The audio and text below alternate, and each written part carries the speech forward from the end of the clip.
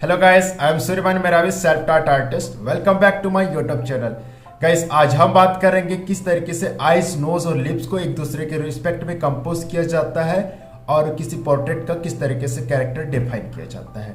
Guys, drawing start करने से पहले कुछ बेसिक जानकारी है जो मैं आपको शेयर करना चाहता हूँ। जो एक बिगिनर्स है उनको किन किन बातों का ध्यान रखना चाहिए। सबसे पहले गाइस हम स्टेप बाय स्टेप समझने की कोशिश करेंगे, जिसमें सबसे पहले आता है कि ड्राइंग की किस तरह ड्राइंग शीट का अरेंजमेंट, जिसमें सबसे पहले आता है ड्राइंग शीट का अरेंजमेंट। गाइस, ड्राइंग शीट का अरेंजमेंट यदि प्रॉपर रखते तो ड्राइंग करने में आपको ज़्यादा प्रॉब्लम नहीं होगी और साथ ही साथ आपकी ज़्यादा गलतियां नहीं होगी जब आप ड्राइंग कर रहे होंगे। होता यह है कि गाइस, प्रॉपर अरेंजमेंट ना होने की वजह से हम प्रॉपर ऑब्जर्व नहीं कर पाते, तो प्रॉपर ऑब्जर्वेशन के लिए प्रॉपर अरेंजमेंट होना बहुत जरूरी है। तो वो अरेंजमेंट क्या होना चाहिए, तो अरेंजमेंट क्या होनी चाहिए उसके 3-4 तरीके हो सकते हैं। सबसे पहले कि आप एक इजल, यदि आपके पास इजल हो तो ड्राइंग बोर्ड पे आप पेपर लगाकर इजल पे रख के काम कर सकते हैं। ये सबसे बेस्ट तरीका है। नॉर्मली आप जितने भी आर्टिस्ट हैं, जितने भी अच्छे आर्टिस्ट हैं, इस तरीके से काम करते हुए देखे होंगे। उसका रीजन ये है कि आई का प्रॉपर कांटेक्ट हो पाता है ड्राइंग से और हम हर एक गलतियों को भी प्रॉपर देख पाते हैं और प्रॉपर तरीके से ड्राइंग कर पाते हैं। सेकंड तरीका ये हो सकता है आपका कि यदि आपके पास इजल नहीं है तो ड्राइंग बोर्ड पे लगाकर आप दीवार से टिकाकर भी काम कर सकते हैं, बस आपका आई कांटेक्ट प्रॉपर होना चाहिए।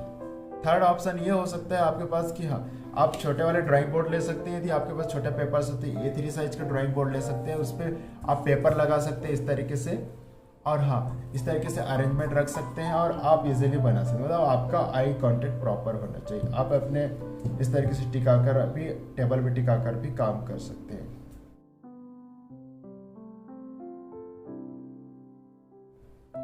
नॉर्मली लाइव पेंटिंग करते हुए आपने देखे होंगे कि किस तरीके से उनका अरेंजमेंट रहता है। नॉर्मली इस तरीके से हल्का सा इंक्लाइन रहता है और पर आई के प्रॉपर कांटेक्ट में रहता है, जिसकी वजह से वो प्रॉपर बना पाते हैं।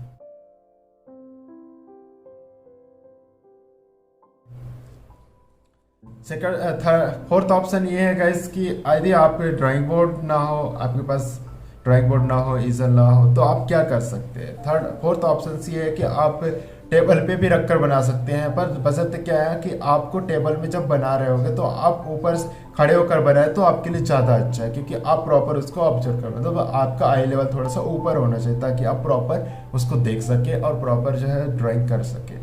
होता यह है कि हम नॉर्मली टेबल के लेवल ये रहता है और इस तरीके से बनाने की कोशिश करते हैं, तो होता है कि हम ऑब्जर्व नहीं कर पाते क्योंकि यहाँ पर पर्सपेक्टिव क्रिएट हो जाता है। मेन रीजन ये है, पर्सपेक्टिव क्रिएट होने से अपन को समझ ही नहीं आता कहाँ गलती है, मतलब टेढ़ी लाइन भी हमको सीधी लगने लगती है। तो गाइस, सिंपल सा फंडा ये है, आपका आई कांटेक्ट प्रॉपर हो, इस तरीके से अरेंजमेंट रखे पेपर का, तब जाके आप प्रॉपर ड्राइंग कर पाएंगे। गाइस, मटेरियल के बारे में मैं डिटेल्स में आप लोग को डिस्क्रिप्शंस में दे रहा हूँ यहाँ पर, जहाँ पर प्रोफेशनल्स के लिए अलग है और जो बिगिनर्स के लिए अलग है। आप अच्छे से देख सकते हैं। यहाँ पर आप अपने बजट के अकॉर्डिंग आप सेलेक्ट करके आप इसको यूज़ कर सकते हैं। आप इसको डेफिनेटली आपके लिए काफ़ी हेल्पफुल रहेगा, मुझे ऐसा लगता है। तो वैसे यदि आप बिगिनर्स है और एफर्ट नहीं कर पा रहे हैं, यदि बहुत ज़्यादा बजट नहीं है आपका, तो आप क्या कर सकते हैं। सिंपल कम रेंज वाले पेंसिल्स भी यूज़ कर सकते हैं, इसमें भी काफ़ी अच्छा रिजल्ट मिल जाता है। ये है हमारा, जैसे यहाँ पर 2 पेंसिल्स में आपको दिखा रहा हूँ, एक फेबर कैसल है और कैमलिन का है। कैमलिन का इसमें जो है 2B से लेके 8B तक मिल जाता है, इसमें भी 2B से लेके 8B तक शेड्स मिल जाते हैं। 8B बहुत डार्क होता है, 2B बहुत लाइट होता है। तो 2B आप ड्राइंग के लिए यूज़ कर सकते हैं, मतलब आउटलाइन के लिए यूज़ कर सकते हैं। और बाकी जो 2B से लेके 8B के बीच के कोई भी ग्रेड्स जो है, जैसे जैसे ग्रेड बढ़ता है वो डार्क होता है, तो आप इनको शेडिंग के लिए यूज़ कर सकते हो। जहाँ पर ज़्यादा से ज़्यादा डार्क चाहिए वहाँ पर आप 8B यूज़ कर सकते हैं। ये तो हो गया इस पेंसिल्स के बारे में। अब जैसे सीट की बात करते हैं, सीट कौन सी यूज़ कर सकते हो आप। सीट के यदि आपके बिल्कुल बजट नहीं है तो आप कर सकते हैं कम रेंज में। यदि आप ज़्यादा एफर्ट नहीं कर सकते तो आप कौन सी सीट यूज़ कर सकते हैं। नंबर 1 पे आपका कार्ट्रिज बहुत अच्छा रिजल्ट देता है, बहुत ही सस्ता आता है, 2 से 4 रुपए का एक सेट मिलता है और बहुत अच्छा रिजल्ट मिल जाता है। नंबर 2 पे आता है, यदि आपको थोड़ा फाइन ग्रेन वाला चाहिए, स्मूथ कैरेक्टर चाहिए, तो उसके लिए आप यूज़ कर सकते हैं आइवरी सीट। आइवरी सेट भी ज़्यादा महंगे नहीं आते और इसका भी रिजल्ट काफ़ी अच्छा होता है। तो ये तो हो गया गाइस सीट के बारे में कि कम रेंज पे आप कौन कौन सी सीट यूज़ कर सकते हैं। अब हम बात करते हैं इरेजर। इरेजर कौन कौन सी यूज़ कर सकते हैं। एक नॉर्मल इरेजर होता है, एक निडेबल इरेजर होता है, एक टोम्बो इरेजर होता है। तो टोम्बो इरेजर क्या है, तो ये तो काफ़ी महंगे आते हैं, 250-300 रुपये का एक पड़ता है। आप यूज़ कर सकते हैं बिगिनर से तो एक निडेबल ले लें। निडेबल आपके लिए बहुत ही ज़्यादा उपयोगी है। यदि आप निडेबल यूज़ कर सकते हैं तो ये बहुत ज़्यादा इंपॉर्टेंट है यदि आप ड्राइंग करते हैं। होता है ये नॉर्मल इरेजर और निडेबल में क्या फ़र्क है। नॉर्मल इरेजर से जब इरेज करने जाते हैं डस्ट को वहीं के वहीं रब करते हैं, जिसकी वजह से हमारे सीट्स गंदे हो जाते हैं। वहीं हम निडेबल यूज़ कर सकते हैं तो निडेबल क्या करता है, जो डस्ट होता है डस्ट को चिपका कर अपनी तरफ खींच लेते हैं, जिसकी वजह से हमारे सीट्स खराब नहीं होते, अब प्रॉपर नीट एंड क्लीन रहते हैं हमारी ड्राइंग। ये हो गया अब इरेजर की बात। अब इरेजर की बात हमारा नेक्स्ट कौन सा आ जाता है, फिक्सेटिव। आपका सीट हो गया, पेंसिल्स भी यूज़ कर लिए आपने, अब इरेजर की भी बात कर ली। अब फिक्सेटिव यूज़ कर सकते। अब जैसे आपको परमानेंट करना है आपकी ड्राइंग क्योंकि उसके ग्रेन्स फैले ना, तो आपका दो तरीके, तो बटर पेपर लगा कर रख सकते हैं या फिर आप फिक्सेटिव यूज़ कर सकते हैं। यहाँ पर मैं नॉर्मली दो फिक्सेटिव यूज़ करता हूँ। एक होता है आर्पिना का आ जाता है हमारा फिक्सेटिव, दूसरा ये रहता है, दूसरा जो है हमारा डेलर-रोनी का है। ब्रूस्टरो का भी आता है, ब्रूस्टरो, डेलर-रोनी और फिक्सेटिव, ऐसे बहुत सारे रहते हैं जिसमें से डेलर-रोनी का बहुत अच्छा है, बस थोड़ा सा कॉस्टली है। और बाकी यदि आपका बजट कम है तो आप ये आर्पिना का भी यूज़ कर सकते हैं, ये भी बहुत अच्छा रिजल्ट है इसका भी। आप फिक्सेटिव करने के बाद आपकी ड्राइंग बिल्कुल परमानेंट हो जाती है, आप उसमें उसकी जो ग्रेन से बिल्कुल डिस्टर्ब नहीं होते। कभी कभी क्या होता है कि अपन फिक्सेटिव नहीं लगाते और गलती से वाटर ड्रॉप चले जाते हैं या फिर गलती से रब हो जाता है, जिसकी वजह से ड्राइंग खराब हो जाती है। तो आप फिक्सेटिव कर सकते हैं ड्राइंग कंप्लीट होने के बाद।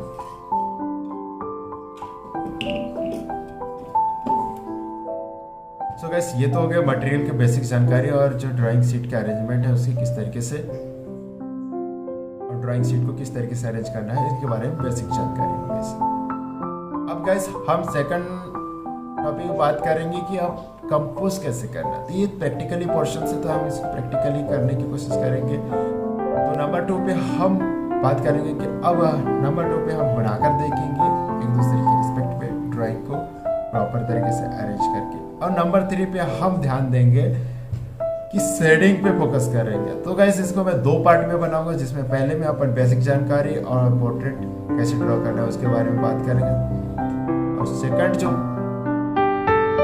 पार्ट जो होगा उसमें हम शेडिंग करेंगे डिटेल्स में। गाइस यदि मैं जल्दी से जल्दी बताने की कोशिश करूँ तो आपको पूरे डाउट्स क्लियर नहीं होंगे, इसलिए वीडियो थोड़ा सा लंबा होगा। आपको पूरे लास्ट तक वीडियो देखना है ताकि आप हर एक बारीकियों को समझ सको।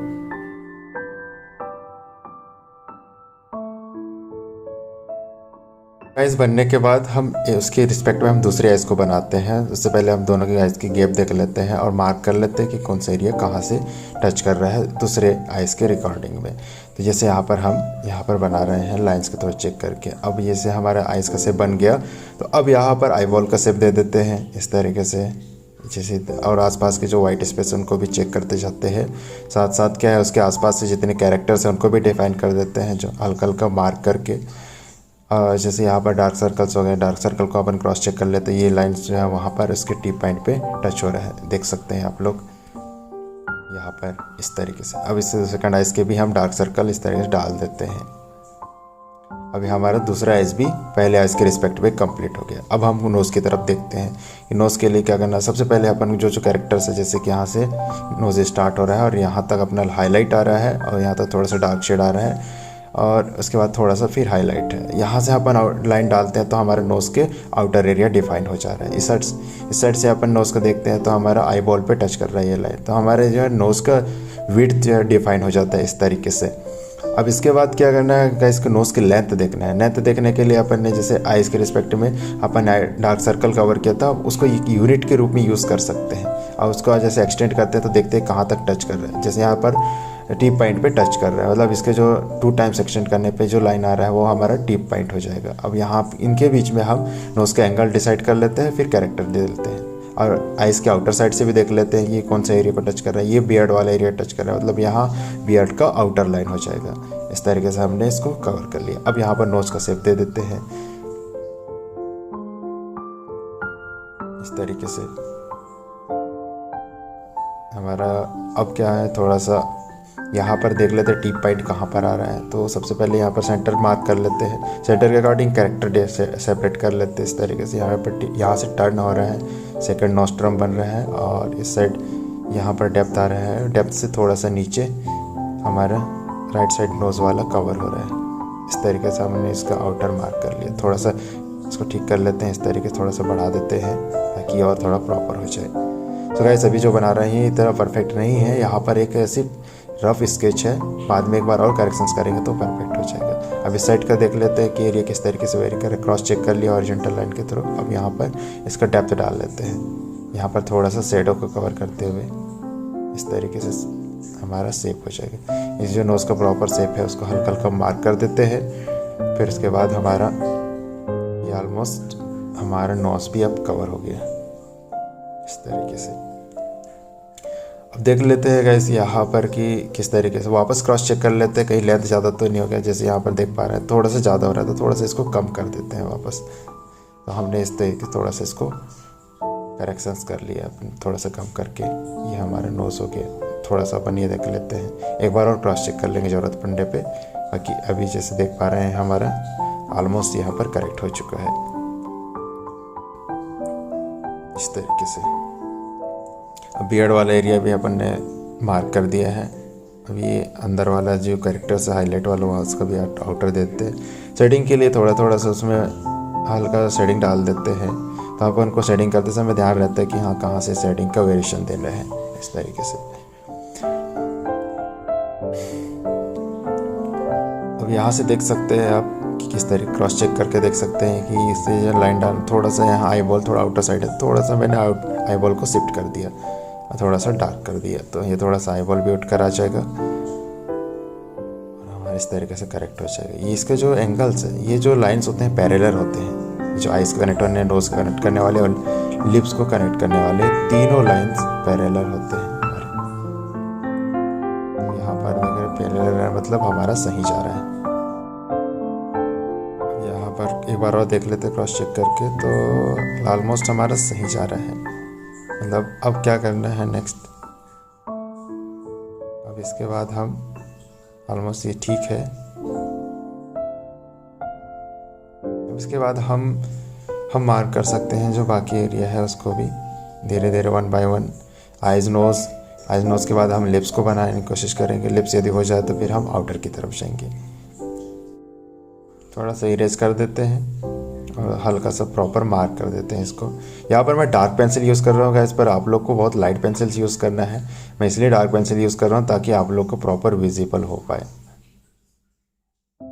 इस तरीके से हम इसको करेक्ट कर लेते हैं वापस, कम ज़्यादा लग रहा है तो ये हमारा इस तरह करेक्ट हो जाएगा हमारा नोज़। ये हमारा शेप को भी मैनेज हो जाएगा हमारा। अब ऑलमोस्ट हमने अंदर का कैरेक्टर्स डिफाइन कर लिया है, आइज़ और नोज़ को। इस पर अब हम लिप्स की तरफ टारगेट करेंगे। सबसे पहले यहाँ पर थोड़ा सा शेडिंग के लिए थोड़ा डार्क कर देते हैं, तो समझने के लिए भी आसानी रहेंगी हमको। इस तरीके से ये बियर्ड का आउटर एरिया है, थोड़ा सा आउटर साइड हमको थोड़ा लाइट रखना पड़ता है। यहाँ पर शेडिंग का ध्यान रखें, एकदम से डार्क कर देंगे तो बियर्ड अजीब सा लगेगा, इसलिए अभी हल्का हल्का ही आउटलाइन करना, एकदम से डार्कनेस नहीं बढ़ाना। यहाँ से यहाँ जैसे अपन नोज़ का है, नोज़ का एरिया थोड़ा कम ज़्यादा हो रहा है तो इसको भी अपन बैलेंस कर लेते हैं इस तरीके से चेक करके, सही तो जा तो रहा है कि फ्लो। तो यहाँ पर जैसे मैंने वापस क्रॉस चेक किया तो ऑलमोस्ट यहाँ पर भी बिल्कुल सही है।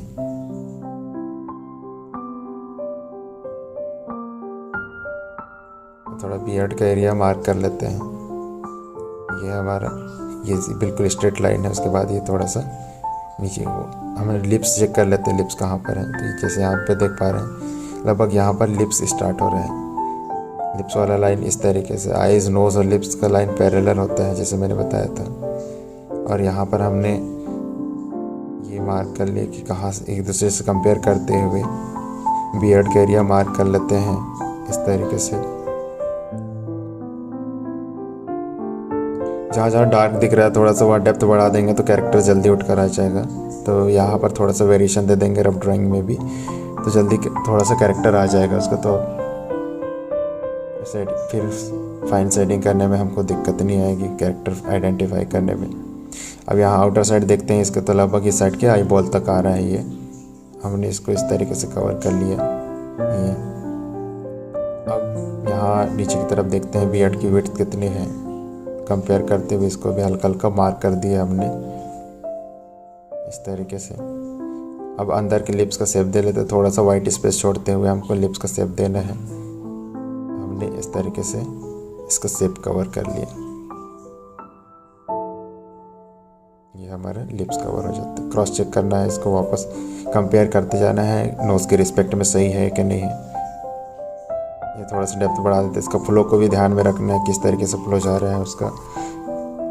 कभी कभी ये माइनर चीज़ों की वजह से हमारे कैरेक्टर्स मिस हो जाता है, इन चीज़ों का बहुत ध्यान रखना रहता है। यहाँ पर थोड़ा सा यहाँ से स्टार्ट हो रहा है लोअर लिप्स, यहाँ पर थोड़ा सा अपन डार्क कर देते हैं तो थोड़ा इम्प्रेशन और उठ कर आ जाएगा। इसको थोड़ा सा कहीं कहीं पर डार्क करने से क्या रहता है, जल्दी से कैरेक्टर उठाव आ जाता है। इस तरीके से हमने बियर्ड कवर हो गया। अब लोअर लिप्स भी हमारा कवर हो जाएगा। इस साइड देख पा रहे होंगे, यहाँ पर भी राइट साइड अपन ने लिप्स का एरिया डिसाइड कर लिया। अब इसको जॉइंट करते हुए अपन ने शेप मैनेज कर लिया इस तरीके से। लास्ट में एक बार और क्रॉस चेक करेंगे तो जो माइनर मिस्टेक्स है वो कवर हो जाएंगे। लिप्स की चौड़ाई इसलिए ज़्यादा लग रही है, नीचे में डार्क एरिया अलग है, पर लिप्स और जो डार्क एरिया के बीच में एक लाइट गैप है, इस बात का भी ध्यान रखना है। और जो डार्क एरिया कितना है उसका भी प्रॉपर आउटलाइन होना ज़रूरी है। अब यहाँ से हम कंपेयर करते हुए देख पा रहे होंगे अब ये बियर्ड वाला एरिया कहाँ से जा रहा है। ये हमारे हल्का हल्का सेट डाल देते हैं लिप्स में भी, इस तरीके से थोड़ा सा उठा देते हैं इसको ताकि प्रॉपर विजिबल हो जाए। इसके बाद हम लेफ्ट साइड के अपन बियर्ड को कवर करते हैं, एरिया को मार्क करते हुए इसको हल्का हल्का करना है, एकदम से डार्क नहीं करना है, धीरे धीरे डेंसिटी बढ़ाना है। होता यह है कभी कभी एकदम से डार्क कर देते हैं तो फिर इरेज करने में दिक्कत आती है और वो वेरिएशन ना मिलने की वजह से भी कैरेक्टर थोड़ा मिसमैच करते हैं। इस तरीके से हमारा ये बियर्ड का अंदर साइड से आउटलाइन कवर हो जाता है। अब इसके बाद धीरे धीरे अपन बाहर की तरफ कवर करेंगे कि बाहर के एरिया किस तरीके से जा रहा है। यहाँ से हम ये बियर्ड का शेप प्रॉपर कर लिए।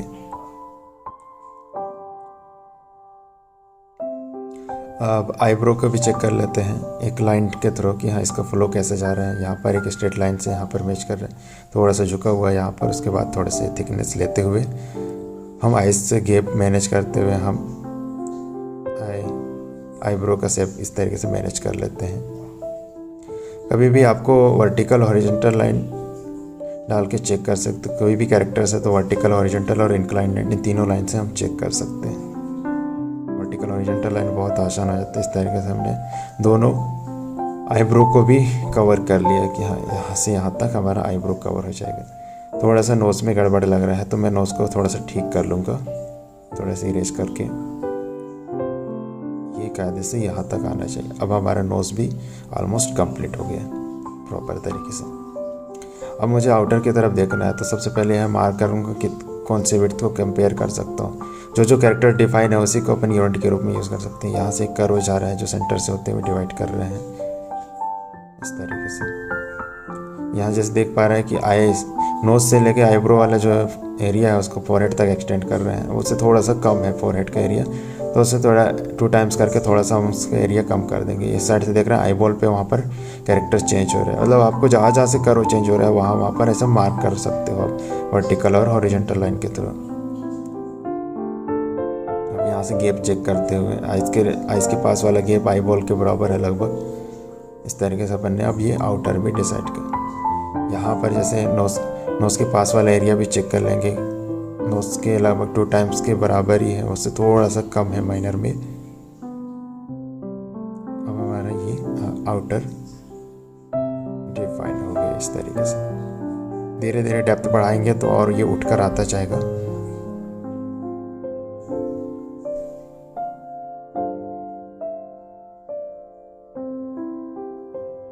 यहाँ से हम वर्टिकल लाइन डाल के चेक कर लेते हैं। जैसे कि ये यहाँ पर डाल रहे हैं तो इसका जो आउटर के जो सबसे आउटर पॉइंट है जो नीचे वाला वो कहाँ, नोज से जो लाइन डाल रहा हो यहाँ पर उसके जस्ट नीचे पे आ रहा है।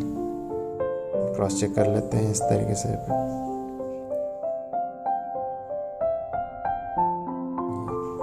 यहाँ पर देख पा रहे होंगे जो लिप्स के नीचे जो डार्क एरिया है, नोज से लेके वहाँ तक का जो एरिया उसको नीचे अपन एक्सटेंड कर रहे हैं, तो जो डार्क शेडो आया है चिन के नीचे वहाँ तक कवर हो गया।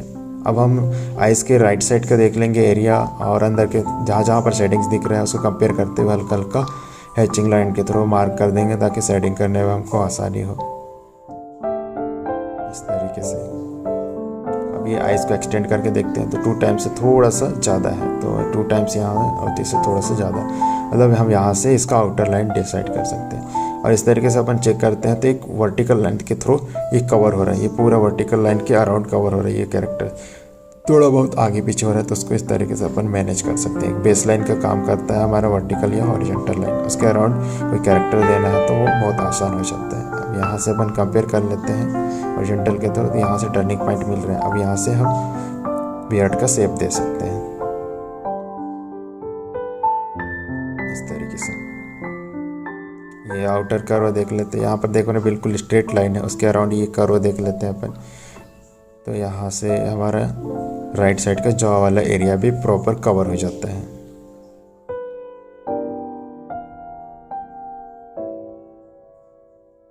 अब ये थोड़ा सा मोटा सा लग रहा है तो थोड़ा सा यहाँ पर जैसे जैसे हम सेटिंग्स डाल देंगे थोड़ा सा ये कम लगने लगेगा, इसका थिकनेस एकदम से जो मोटा चेहरा लग रहा है वो थोड़ा कम होने लग जाएगा। ये थोड़ा सा आउटर ज़्यादा लग रहा है, फिर भी मैं इसको थोड़ा सा इरेज कर देता हूँ, थोड़ा डार्क कर देता हूँ। जो मेन लाइन है उसको मैंने डार्क कर दिया तो इससे अब थोड़ा सा ही कम लगने लगा। अभी हमारा लगभग प्रॉपर शेप मिलने लगा। यहाँ थोड़ा थोड़ा डार्क कर देता हूँ मैं, प्रॉपर शेप डाल देता हूँ कि कहाँ तक इसका हेयर्स वाला कैरेक्टर्स है।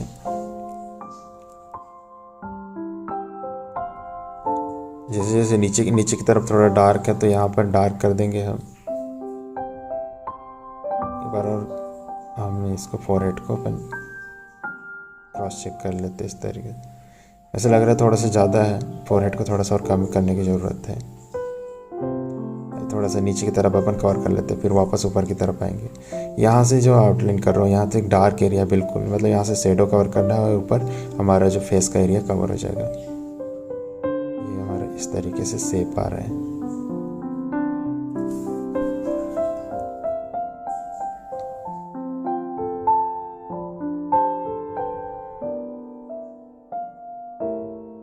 यहाँ पर थोड़ा सा अपन एरिया को क्रॉस चेक करके प्रॉपर मैनेज कर लेते हैं, कम ज़्यादा हो तो थोड़ा सा इस तरीके से ठीक कर लेते हैं।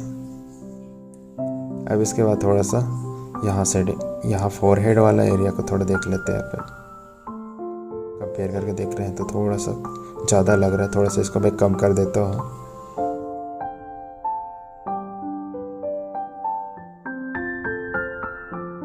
अब हमारा लगभग फोरहेड का हो गया। अब थोड़ा हेयर्स की तरफ आते हैं, हल्का हल्का मार्क कर देते हैं हेयर्स को।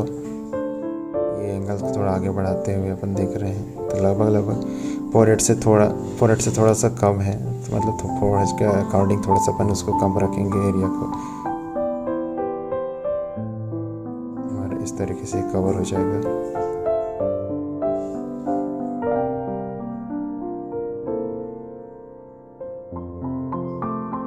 यहाँ से एक लाइन के थ्रू अपन पहले आउटर थोड़ा डिसाइड कर लेते हैं किस तरीके से अपने एंगल जा रहे हैं। लगभग ये दोनों लेफ्ट साइड के जो चिक्स वाला लाइन है और राइट साइड वाला जो लाइन से लगभग पैरेलल है।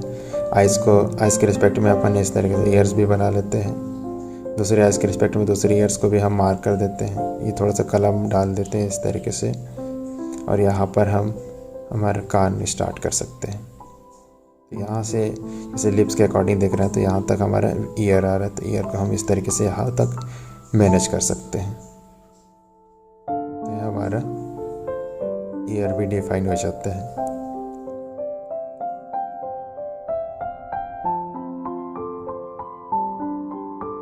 थोड़ा सा टेक्निकल टर्म्स को अपन ध्यान में रखते हैं तो कोई भी ड्राइंग इजीली कवर हो जाता है हमारा।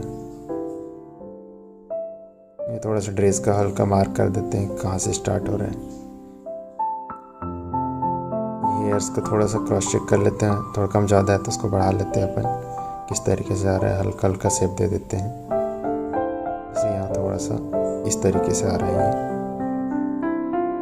उसके बाद थोड़ा सा इधर टर्न हो रहा है, इस टाइप का शेप ले रहा है। इसके बाद फिर ये एरिया हमारा इस तरीके से कवर हो रहा है।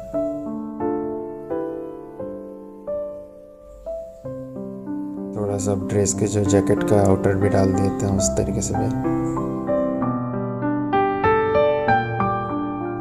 यहाँ पर हमारा यहाँ से स्टार्ट हो जाएगा ये वाला एरिया इस तरीके से। कान के अंदर का कैरेक्टर भी हल्का हल्का डिफाइन कर देता हूँ ताकि शेडिंग करते समय प्रॉब्लम ना हो।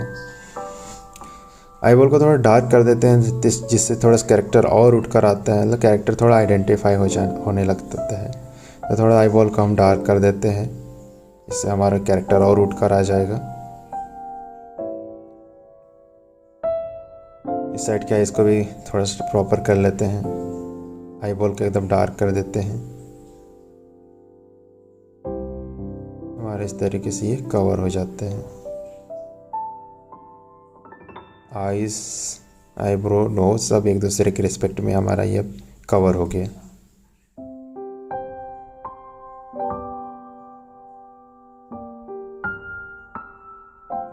जैसे क्रॉस चेक कर लेते हैं हम, अलग अलग तरीके से क्रॉस चेक कर सकते हैं। जैसे मैं यहाँ से कर रहा हूँ, यदि यहाँ पर देख पा रहा हूँ इन दोनों के जो सेंटर पॉइंट है वहाँ पर आईब्रो आ रहा है, मतलब ये यहाँ सेंटर पॉइंट आ रहा है, मतलब हमारा ये सही है। वैसे यदि गड़बड़ हो तो आप कहीं से भी चेक करोगे तो आपको वो गड़बड़ लगेगा। यदि आपका डिफाइंड है तो आप कैसे भी चेक कर लो उसको, सब एक दूसरे के रिस्पेक्ट में सब डिफाइंड ही लगेगा। यहाँ पर थोड़ा सा डार्क कर देता हूँ तो थोड़ा सा और उठ जाएगा ये, थोड़ा थोड़ा डार्क कर देते चलो इस तरीके से। थोड़ा सा हेयर को भी डार्क कर हल्का मार्क कर देते हैं प्रॉपर।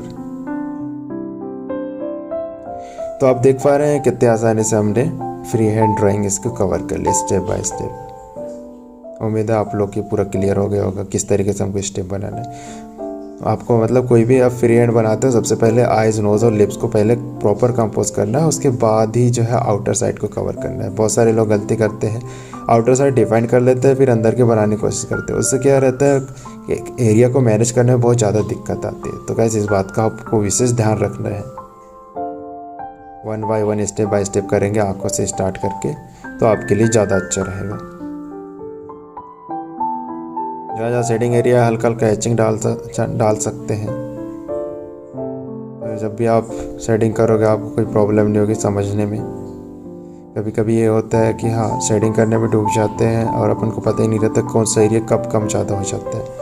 तो गाइस आपको आउटलाइन करने के बाद आपको वापस क्रॉस चेक करना है, उसके बाद शेडिंग करना है। बहुत सारे लोग तुरंत आउटलाइन करते हैं और तुरंत शेडिंग करने लग जाते हैं। मतलब आपको आउटलाइन करने के बाद 2 से 3 बार तो एक बार प्रॉपर तरीके से चेक करना है फ्री हैंड ड्राइंग में, उसके बाद ही आपको शेडिंग करना है।